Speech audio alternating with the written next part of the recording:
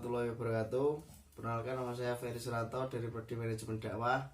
Saya akan menjawab beberapa pertanyaan guna memenuhi UAS mata kuliah Manajemen Wisata Keagamaan. Assalamualaikum warahmatullahi wabarakatuh. Perkenalkan, nama saya Ferry Suranto dari Prodi Manajemen Dakwah. Saya akan menjawab beberapa pertanyaan guna memenuhi UAS Manajemen Wisata Keagamaan. Yang pertama yaitu Biro Perjalanan Wisata adalah kegiatan usaha yang bersifat komersil yang mengatur dan menyediakan pelayanan bagi sekelompok orang untuk melakukan perjalanan dengan tujuan utama berwisata.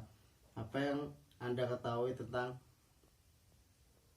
Biro Perjalanan Wisata tersebut? Nah, jawabannya adalah Biro Perjalanan Wisata adalah suatu usaha yang menyediakan jasa pengurusan, persiapan dan pengaturan kegiatan perjalanan wisata termasuk dokumen, surat-surat perjalanan dan seluruh fasilitasnya. Menurut saya, Biro Perjalanan Wisata adalah suatu perusahaan yang mengatur dan menyelenggarakan perjalanan, persinggahan dan kelengkapan perjalanannya dari suatu tempat ke tempat yang lain, baik di dalam negeri, dari dalam negeri, luar negeri, ataupun di negeri itu sendiri. Fungsi Biro Perjalanan Wisata ada dua, yaitu satu fungsi umum.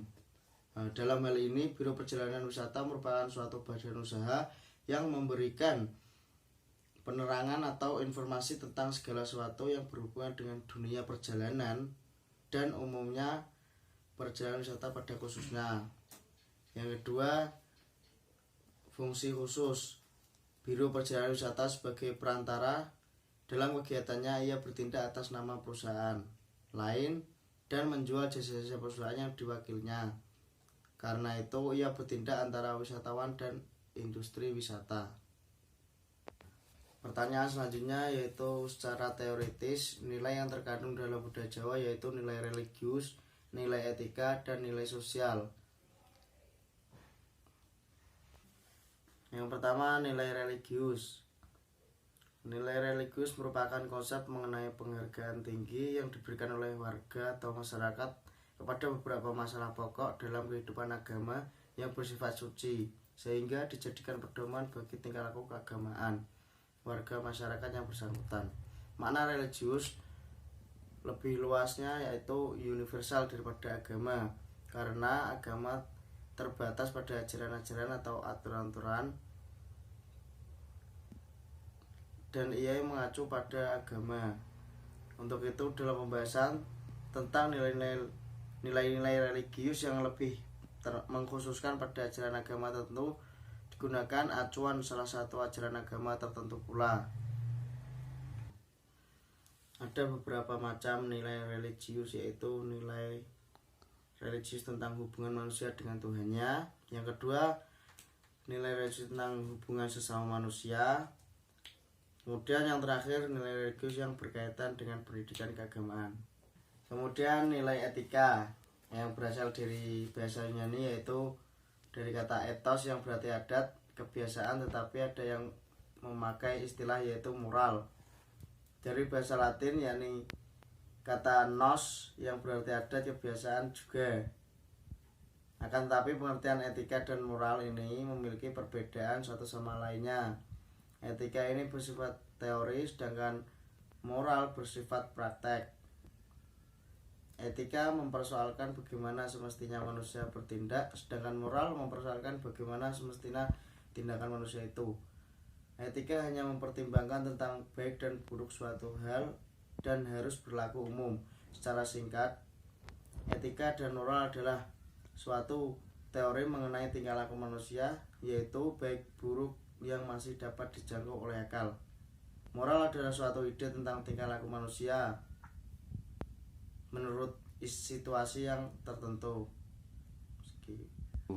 Tingkah laku manusia yang dapat dinilai oleh etika itu harusnya mempunyai syarat-syarat tertentu. 1. Manusia itu dikerjakan dengan penuh pengertian. Yang kedua, perbuatan yang dilakukan manusia itu dikerjakan dengan sengaja. Selanjutnya yang terakhir, upacara religi. Upacara adalah rangkaian tindakan yang direncanakan dengan tatanan, aturan, tanda atau simbol kebesaran tertentu.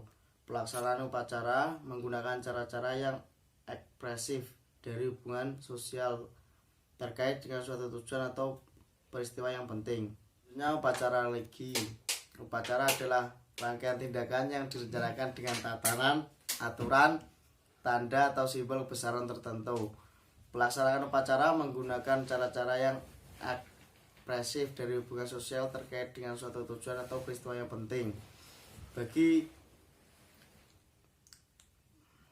Selanjutnya adalah salah satu unsur strategi dalam aktivitas kepariwisataan adalah sektor transportasi. Transportasi seperti apa untuk mendukung suksesnya kepariwisataan tersebut? Berbicara soal pariwisata, kita juga harus membicarakan pengangkutan atau transportasi. Transportasi merupakan suatu yang tidak mungkin apabila di zaman sekarang ini. Ada orang melakukan perjalanan pariwisata tidak dapat fasilitas transportasi yang memadai. Pada zaman seperti sekarang ini, rasanya tidak mungkin lagi bila orang melakukan perjalanan atau menggunakan onta, keledai, atau gajah untuk menuju suatu daerah. Bahkan harus menyeberangi sungai atau lautan samudra. Kalau ada transportasilah yang dapat menggerakkan banyak orang dari suatu negara ke negara lain, dari suatu daerah ke daerah lain, dan dari suatu kota ke kota yang lain. Aktivitas kepariwisataan banyak tergantung pada transportasi dan komunikasi.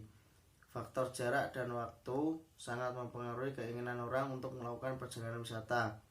Transportasi menyebabkan pertumbuhan pariwisata yang sangat pesat sekali. Kemajuan fasilitas transportasi mendorong kemajuan kepariwisataan dan sebaliknya, ekspansi yang terjadi dalam industri pariwisata dapat menciptakan permintaan akan transportasi yang dapat memenuhi kebutuhan wisatawan. Sekian, kurang lebihnya mohon maaf.